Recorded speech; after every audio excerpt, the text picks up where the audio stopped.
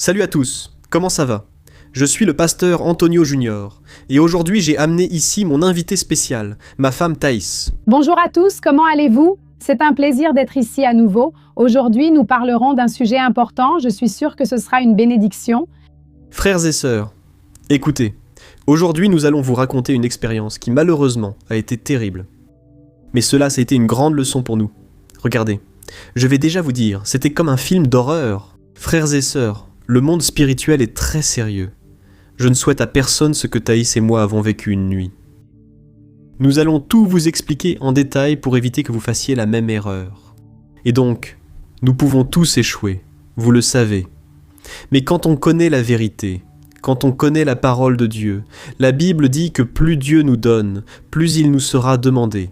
Nous allons partager ici une expérience forte, et Thaïs racontera aussi son rêve. En résumé, frères, aujourd'hui nous allons parler des brèches. Pour ceux qui ne savent pas, une brèche, c'est un petit trou, vous savez. Parfois quelque chose de minuscule, qui se trouve dans un mur, dans une paroi, mais à travers cela, des choses peuvent s'infiltrer. De l'eau peut s'infiltrer. Frères, dans le monde spirituel, c'est pareil. Si vous ouvrez une petite brèche à l'ennemi, il peut entrer et causer beaucoup de destruction. Tout commence de façon minime. Et c'est pour cela que la Bible dit dans Éphésiens 4, 27 que nous ne devons pas ouvrir de brèche. Nous ne devons pas laisser de place à l'ennemi. Ne donnez pas de place au diable, frères. Alors, restez avec moi jusqu'à la fin. Avant de commencer, je veux juste vous demander de vous abonner à ma chaîne. Cliquez sur le bouton ci-dessous pour vous abonner.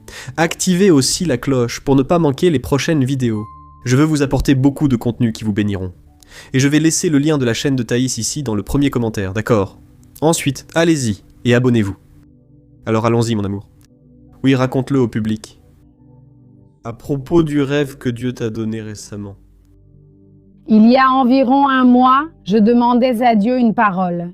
J'enregistre chaque semaine des vidéos sur ma chaîne avec une parole fraîche venant du cœur de Dieu pour bénir les gens. Je priais Dieu pour cette parole, mais elle n'était pas encore venue, j'ignorais ce que je dirais. Alors j'ai dormi, et le lendemain matin, je me suis réveillée avec un rêve très réel, un rêve très fort. Dieu me parle souvent en rêve, et j'ai cru que Dieu était en train de m'apporter un message, là spécifique, pour que je le transmette aux gens. Dans ce rêve, j'étais dans la salle de bain chez nous. J'étais assise là, dans la baignoire. Je me suis levée.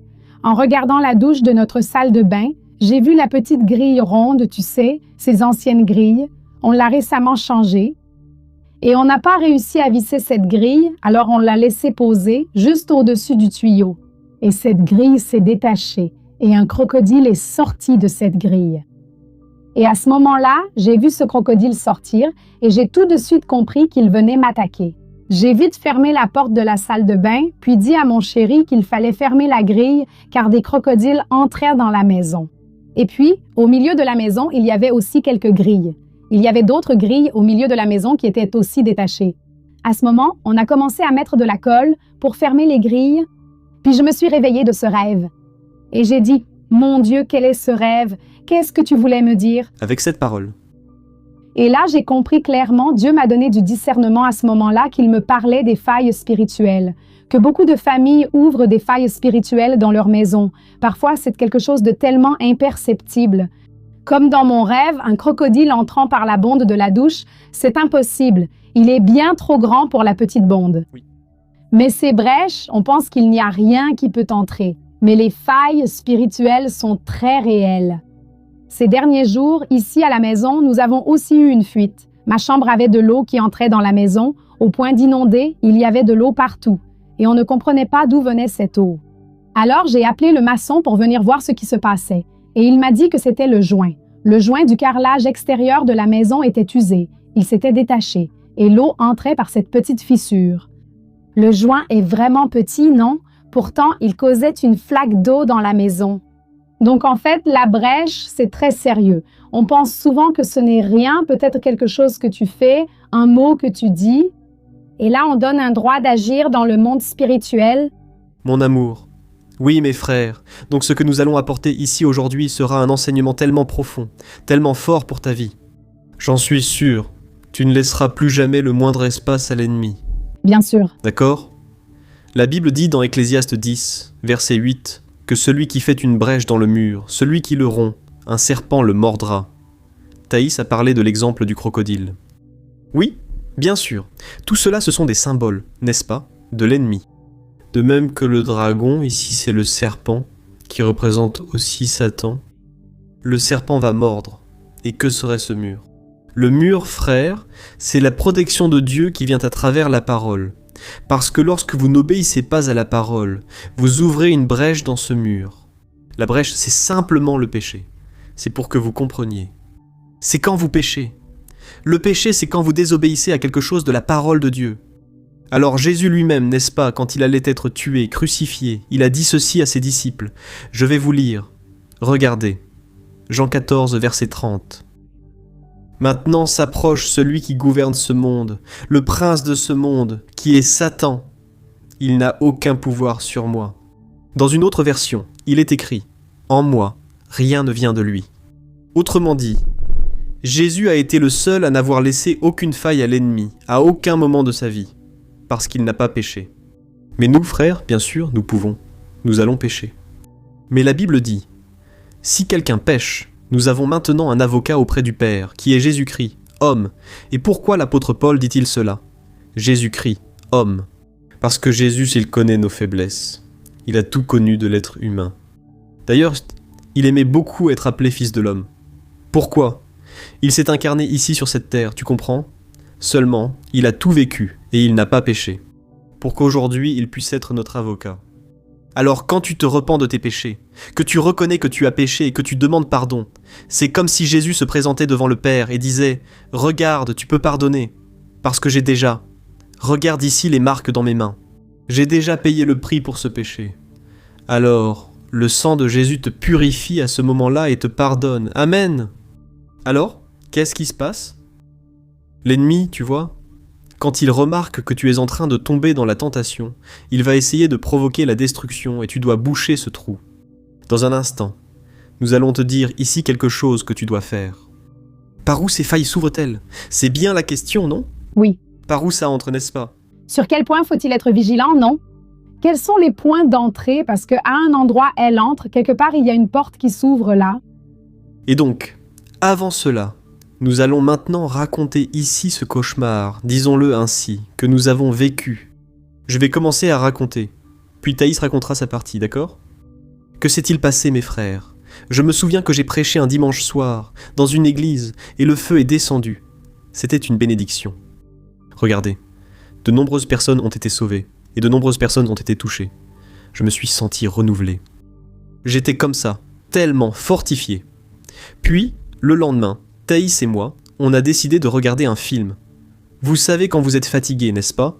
Vous voulez juste un moment de divertissement. Alors, on a lancé Netflix et on a cherché des films. Et on a trouvé un film romantique à regarder. Sauf qu'on pensait que c'était romantique, tu vois?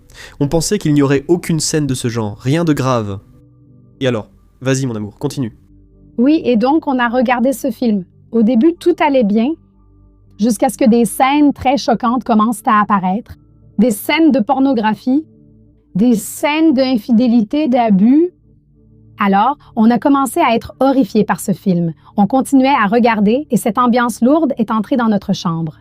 Et on s'est dit, ben non, je ne veux plus regarder ça. Arrêtons de regarder ce film parce que ce n'est pas bien. Ce n'était pas ce qu'on attendait, n'est-ce pas, chérie?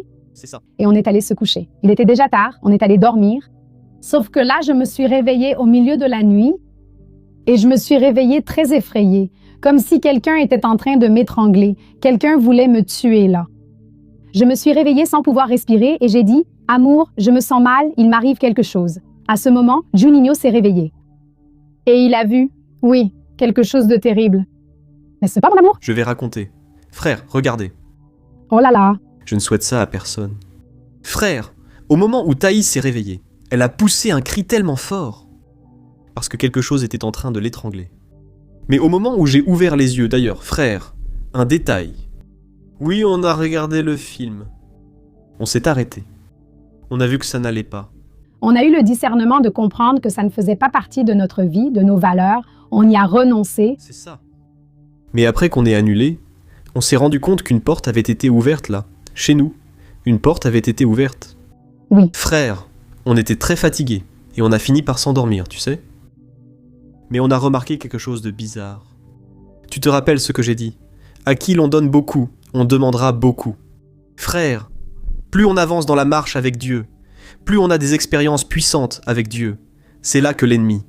C'est vrai, il va essayer de nous éloigner de cette présence, tu comprends? De la présence du Seigneur. Que s'est-il passé quand Thaïs a crié? Frère, j'ai ouvert les yeux et j'ai sursauté. Je n'avais jamais vu quelque chose de pareil, frère. Je vais dire la vérité. D'ailleurs, la Bible dit que les choses spirituelles doivent être discutées avec des personnes spirituelles, sinon les gens vont penser que c'est de la folie.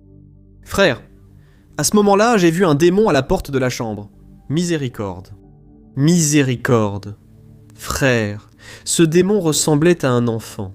Oui, il portait une robe blanche et avait les cheveux noirs. Vous savez, comme dans ces films. D'ailleurs, beaucoup de ces films dont nous allons parler dans un instant, ces films d'horreur, beaucoup de choses que vous voyez dans ces films d'horreur, frères, ne viennent pas de l'imagination humaine. Mais ce sont des visions que les gens ont eues du monde spirituel et qu'ils mettent dans les films, vous comprenez?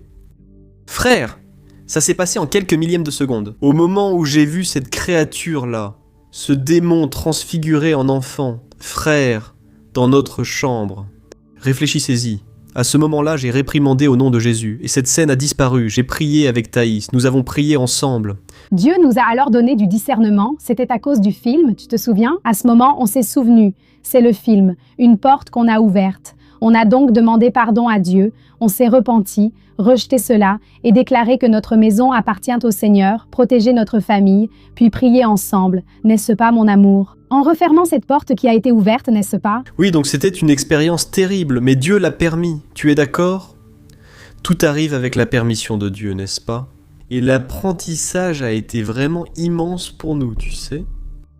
Parfois, on pense que certaines choses n'ont rien à voir et on laisse passer, puis on a honte d'en parler à l'autre, oui, et on finit par laisser traîner un peu plus. Faites attention, frères, soyons fermes, surtout quand il s'agit d'un couple, les deux doivent être très alignés, tu comprends? Les deux. Il faut être d'accord, oui. D'ailleurs, ces jours-ci, mon amour, j'ai vu qu'une jeune femme a commenté, tu vois? Pasteur, s'il vous plaît, priez pour moi, pour mon mariage, parce que mon mari m'oblige à faire des choses que je ne veux pas, que je sais être des péchés.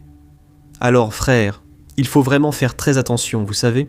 Parce que le monde spirituel est réel, très réel, et que tu puisses chercher des conseils. Si tu es une femme, cherche conseil auprès d'une femme, ne t'ouvre jamais à un homme, vraiment.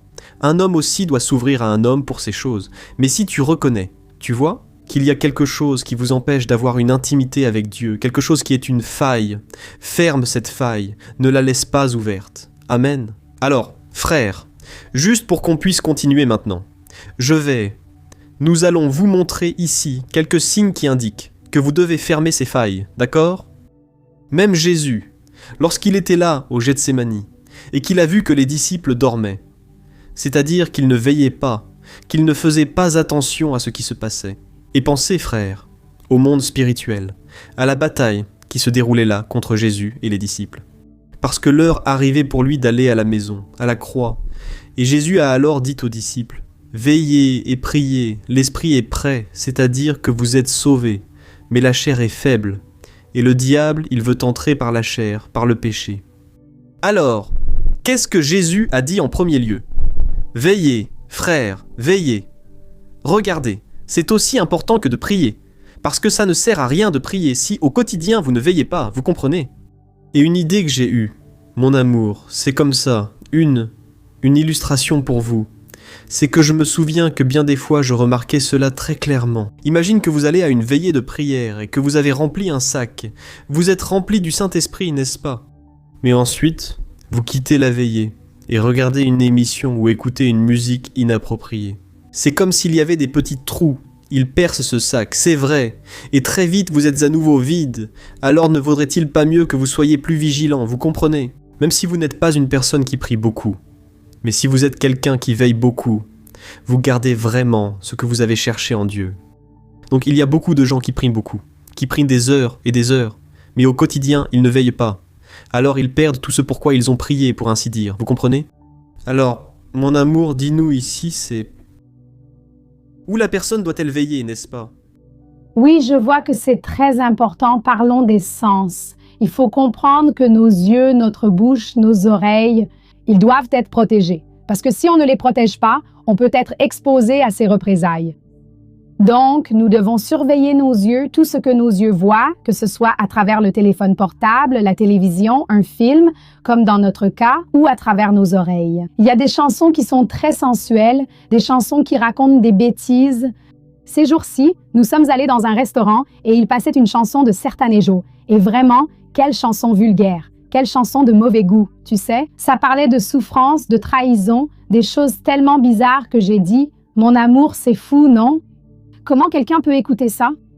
Donc, on ne peut pas laisser ça atteindre nos oreilles. Il faut protéger nos oreilles parce que ce qui y entre finit par s'infiltrer dans notre cœur.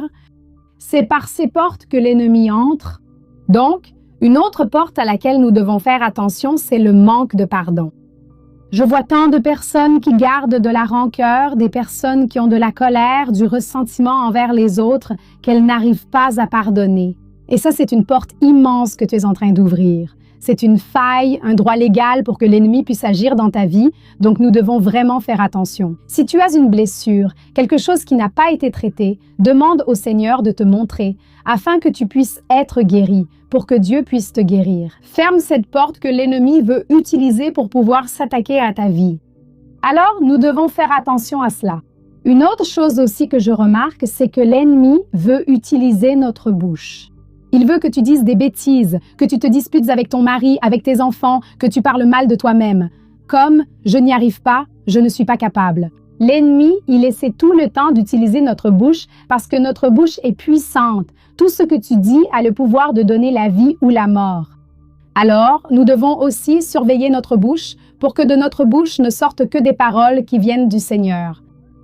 Apprends à faire cette prière. Moi, je prie ainsi chaque jour. Je demande à Dieu, je dis, « Dieu, protège ma vision, mon ouïe, ma bouche, mon cœur, mes pensées, pour qu'ils soient alignés avec toi, pour que rien de l'extérieur n'atteigne ma vie, que je sois totalement protégé par le Seigneur. » Pour que tu apprennes aussi à prier ainsi et à protéger ta vie. Oui. Alors, frères et sœurs, il faut faire attention par où cela entre, n'est-ce pas? Par où le péché entre-t-il alors? C'est comme Thaïs l'a dit, les yeux, par exemple. J'ai parlé du film d'horreur, n'est-ce pas? C'est quelque chose que beaucoup de gens pensent, comme « Pasteur, arrête !» Pasteur, ce fameux « ça n'a rien à voir, quel est le problème ?» Oui. On ne va pas être des croyants bornés, n'est-ce pas? Tout le monde fait ça, mais il faut comprendre que c'est lié. Eh bien, donc, tu penses que ça ne va pas t'influencer? Mais frère, réfléchissons. Le gars qui a fait ce film, il l'a fait avec l'idée de provoquer la peur, de provoquer la terreur. Il est logique qu'il l'ait fait pour gagner de l'argent, mais cela attire la curiosité. Cependant, frère, il faut être vigilant. Il y a un moment où tu dois dire « Je ne veux plus de ça dans ma vie ». Peut-être que ce moment est arrivé. Tu laisses trop de place. Tu agis comme tout le monde. Qu'est-ce qui te différencie de ceux qui ne suivent pas la parole? Tu comprends? Alors, un autre détail. L'occultisme, frère, ce n'est pas possible, tu comprends? Il y a des choses que tu commences à regarder et tu te dis « Mec, le gars est en train de faire un rituel kabbalistique, satanique, comment je vais regarder un truc pareil? C'est vrai, tu comprends? » Alors, fais très attention. N'est-ce pas, oui, sur Internet, n'est-ce pas, mon amour? De nos jours, il y a des téléphones portables, alors la personne reste là. Tu vois, sur les Reels, tu fais défiler une vidéo, puis une autre, et il y a un algorithme, n'est-ce pas? Plus tu regardes, plus l'algorithme t'envoie ce contenu. Donc, il faut faire attention, parce que oui, il y a du contenu pornographique. Combien de personnes mariées sont là, tu vois, en train d'accéder à du contenu pornographique, parfois juste à côté de leur propre épouse ou de leur mari? Oui. Ils regardent de mauvaises vidéos, il faut donc être vigilant, car tout passe par nos yeux. Même parce que tu penses comme ça. Mais la personne n'est pas nue. Frère, elle n'a même pas besoin d'être nue. Tu comprends? Oui. Alors, veille. C'est ça, la sensualité, non? Il y a beaucoup de sensualisme, il y a beaucoup de sensualité dans les vêtements, dans la façon de parler. Eh bien, frère, tout cela est important. Mais il faut aussi analyser comment le péché apparaît. Et quelle a été la racine, n'est-ce pas? Parce que ça ne sert à rien de traiter les symptômes. Il faut traiter la racine, c'est vrai. Et la racine, elle est tout. Elle est dans ton cœur, n'est-ce pas? Là, dans la Genèse, chapitre 6. Dieu a dit ceci. Le peuple ne cesse de pécher dans ses pensées. Toutes ses pensées sont mauvaises, sont impures. Donc tout commence ici. Tu vois? Ça commence dans ton cœur, même le péché que tu commets avec ta bouche, avec tes paroles. Toi qui es une personne qui se plaint, qui insulte, qui parle mal des autres, et si tu attires le mal dans ta vie, alors, en fait, ça a commencé dans ton cœur, parce que Jésus a dit « La bouche ne parle que de ce dont le cœur est plein ». Tu veux connaître une personne, fais attention à ses paroles. Tu sauras ce qu'elle a stocké dans son cœur, tu comprends. C'est la vérité, alors où tout commence? Je vais te lire le verset. Il se trouve dans Jacques, chapitre 1, versets 14 et 15. Il a dit ceci. « La tentation vient de nos propres désirs. » Dans une autre version, il est écrit « La convoitise, cela vient de ta propre convoitise, qui nous séduit et nous entraîne. » Ces désirs donnent naissance au péché. Et lorsque le péché se développe pleinement, il engendre la mort. Donc tout est un processus. Cela commence par le désir, qui est la convoitise. Ensuite, le péché se concrétise. Et si tu nourris ce péché, alors tu meurs spirituellement. Frère, combien de personnes aujourd'hui sont dans les églises? Elles ne ressentent plus la présence de Dieu. Elle ne ressent plus de repentir parce qu'elle s'est habituée au péché. C'est-à-dire qu'elle est en train de mourir spirituellement sans s'en rendre compte. Et peut-être qu'elle est déjà morte. Frères, nous devons faire attention. Demandons à Dieu de faire une œuvre de résurrection dans notre vie, de restauration. Amen. Et qu'est-ce qu'il a dit? Ça commence par la convoitise. C'est la convoitise, n'est-ce pas? Je viens de me rappeler d'un passage ici qui est de l'histoire de David. De David, n'est-ce pas? À un moment où il devait être à la guerre, la Bible dit bien que c'était le temps de la guerre et David n'était pas à la guerre. En tant que roi, il aurait dû y être, mais il était absent, donc au mauvais endroit. Donc, l'endroit où nous sommes peut aussi être une faille. Peut-être que le fait d'aller au mauvais endroit, d'avoir de mauvaises fréquentations, cela devient une porte d'entrée pour le péché dans ta vie. Parce que David, il était là, au mauvais endroit, et à cause de cela, il se promenait dans sa région, chez lui, et il a vu depuis le toit. Là, oui. Il a convoité la femme de l'autre parce qu'il a trouvé la femme belle. Alors le désir est venu, n'est-ce pas? Ce désir charnel est venu et là, à travers le désir, par conséquent, le péché est venu, alors il est tombé. Donc, c'est très sérieux. Alors que nous puissions aussi faire attention aux endroits où nous sommes pour ne pas nous retrouver au mauvais endroit. Oui, c'est comme ça. Supposons qu'il ait regardé parce qu'il n'a pas pu éviter, n'est-ce pas? Alors, supposons qu'il a regardé. Il a jeté un coup d'œil. Il ne s'imaginait pas qu'il y avait cela. Mais s'il avait continué sa marche, continué sa vie, sans se concentrer là-dessus, il n'aurait pas récolté les conséquences. Avec ça, c'est sûr, il en a récolté. Le problème, c'est qu'il a regardé et encore regardé. Et puis finalement, ce désir est devenu incontrôlable. Alors, le conseil que nous te donnons est le suivant. Coupe le péché à la racine. Ce désir, coupe-le à la racine. Nourris ton esprit pour que ta chair s'affaiblisse. Amen. La chair ne mourra jamais. Mais tu peux l'enterrer et continuer à marcher dessus. Ne la laisse pas remonter. Ne la laisse pas prendre de la force. Parce que sinon, tout ce qui commence petit, ça grandit. Donc, il faut faire attention à ce qu'on nourrit, parce que si tu nourris ce qui est mauvais, un jour, ça deviendra un gros problème. Alors, coupons toujours le mal à la racine pour qu'il ne grandisse pas. Oui, c'est comme une cascade, n'est-ce pas? Cette force de l'eau, n'est-ce pas? Quand on va aux chutes d'Iguaçu, c'est quelque chose de tellement immense, tellement puissant. Mais ça n'a pas commencé comme ça. Ça a commencé par un petit ruisseau, tu comprends? Comme si de rien n'était. Donc si tu ne coupes pas le mal à la racine, si tu ne l'arrêtes pas là, ça va grandir, tu comprends? Alors, comment peux-tu faire ça concrètement? Pasteur, mon problème est la pornographie. Par exemple, fais attention aux applications et à ton téléphone. Mais si tu n'arrives pas à gérer, casser le téléphone ne sert à rien. Réfléchis avec moi. Un jour, un jeune de notre église m'a dit « Pasteur, j'ai cassé mon ordinateur. Je suis libre du péché. Tu n'es pas libre, mon frère. Ce n'est pas ça, tu comprends?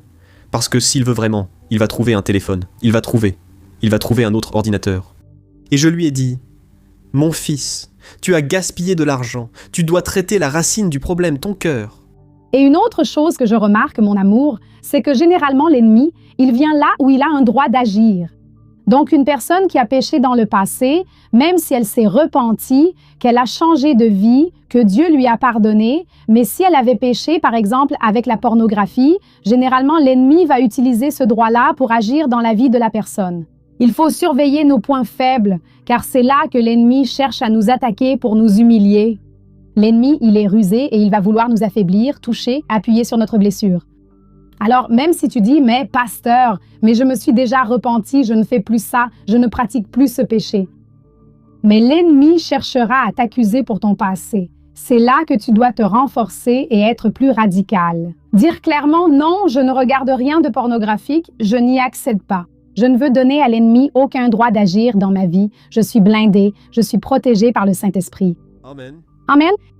Alors, frères, voici les conseils que nous voulions vous donner, ainsi que ce témoignage fort et triste. Je n'avais pas envie de le raconter, mais c'est arrivé. Et nous avons tiré une grande leçon, vous savez ? Nous devons veiller, frères, parce que grâce à Dieu, Jésus a tout vaincu pour nous, et nous pouvons compter sur lui. Toi qui nous écoutes, tu te demandes sûrement, que vais-je faire de ma vie ? Car je n'y arrive pas. J'ai déjà essayé, frère. Pour l'homme, c'est impossible. Mais pour Dieu, toutes choses sont possibles. Alors, comment vaincres-tu le péché ? Ce n'est pas par ta propre force. Bien sûr, tout ce qui est à ta portée, tu vas le faire, mais c'est par la prière, c'est par ta vigilance, c'est en coupant tout ce qui t'amène au péché. Les processus rappellent que tout commence. Cette chose-là qui semble anodine, fais attention à ce n'est rien, tu comprends ? Il y a tellement de croyants libéraux aujourd'hui, frères, même dans les églises. Ce n'est pas une blague. Aujourd'hui, par exemple, on ne parle plus des relations sexuelles avant le mariage comme d'un péché. Parce que les gens tombent tout le temps dans cette erreur et pensent que c'est normal, frère. C'est un péché.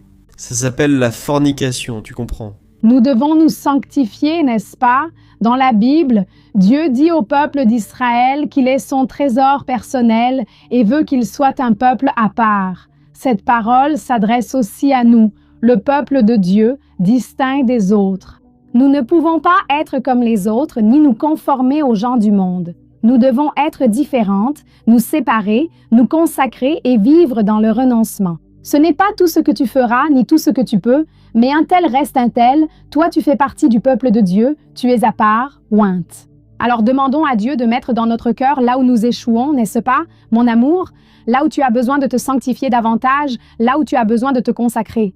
Et je crois que Dieu va te rendre capable parce que c'est par la grâce. Nous n'y arrivons pas seuls, mais Dieu nous fortifie. Gloire à Dieu. Alors faisons ceci, faisons une prière, mon amour. Allons-y pour la vie, n'est-ce pas ? Je crois que tu as été touché par ce message. D'ailleurs, nous voulons te demander une chose. Envoie-le aux autres, ne le garde pas pour toi. La bénédiction doit être partagée. Elle doit être missionnaire. Amen. Alors, ferme les yeux. Nous voulons prier pour toi maintenant, pour que Dieu te rende capable, que Dieu te fortifie. Au nom de Jésus. Alléluia. Seigneur, mon Dieu et mon Père, nous sommes ici en ta présence. Nous voulons te remercier, car tu nous as donné une issue. Le Seigneur, au milieu de la tentation, est là avec nous. Merci. Et je crois que le Seigneur va nous fortifier, Père, quand nous chercherons ta présence. C'est pourquoi, mon Père, travaille nos désirs, Père. Que notre plus grand désir soit de t'adorer, d'être dans ta présence. Père, que nous ne nourrissions pas ces désirs, les désirs pécheurs, Père. Nous ne voulons pas suivre la voie que bien souvent notre propre famille a prise, nos proches. Père, nous voulons être différents, ô Dieu. Nous prions pour ton fils et ta fille qui nous écoutent. Deus, Dieu, Répands ta puissance, Seigneur. Sans ta puissance, nous n'y arrivons pas. Cette personne reconnaît maintenant qu'elle a besoin de toi, qu'elle ne peut rien faire, qu'elle ne peut pas vaincre le péché toute seule. Jésus, accorde la force d'en haut. Et donne, Seigneur, du discernement pour qu'elle sache quand quelque chose lui nuit ou non. Dieu, montre à cette personne, peut-être des personnes, des lieux, des choses qu'elle fait qui ne te plaisent pas. Et, de la même manière, nous prions aussi, Père, et nous te demandons, sanctifie-nous chaque jour davantage afin que nous puissions marcher en pleine communion avec toi tous les jours de notre vie. Au nom de Jésus, nous prions, nous te remercions. Amen. Gloire à Dieu. Amen, frère. Nous sommes heureux de vous offrir cet enseignement, qui a été une bénédiction. Et maintenant, partagez. Tu veux ajouter quelque chose, chérie ? non, c'est tout. Restons fermes avec Dieu. Dieu, il nous soutient. Et je suis sûre que tu vas te fortifier, que Dieu va te montrer où il y a des brèches, et ces brèches seront refermées, au nom de Jésus. Gloire à Dieu. Amen, que Dieu te bénisse. Que Dieu te bénisse. À la prochaine vidéo.